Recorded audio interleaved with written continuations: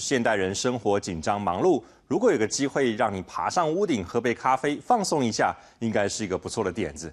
在立陶宛就真的有一个学设计的年轻人，将屋顶咖啡座的点子付诸行动，真的把咖啡桌搬上了红砖屋顶，边喝咖啡边坐在屋脊上欣赏首都维纽斯老城区的美丽风光。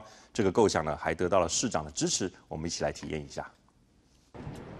倒杯咖啡，邀请立陶宛首都市长爬上屋顶一起享用。26岁还在读设计的艾妮，终于实现了她的屋顶咖啡梦。这个疯狂的构想其实很简单，小小的咖啡桌就用特殊钩状的架子固定在砖块上，屋脊充当座椅，童话故事的场景终于成真。Nuo mažumės žavėjo galbūt va tas palėpės, tas toks tarsi magiškas pasaulis su kaminkrėčiais ir tai prasidėjo jau turbūt labai seniai.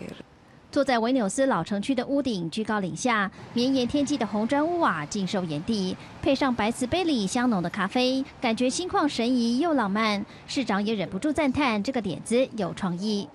Ir nebejoju, kad šitą gražią idėją, viziją galima padaryti realia.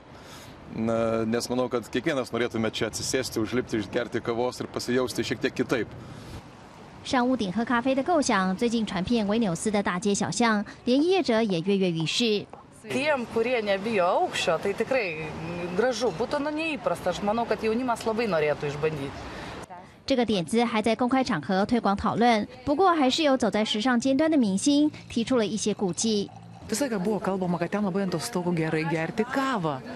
Bet ar ten galima gerti vyną? Kad išgeriai vyno, ar kad ten nenukristi?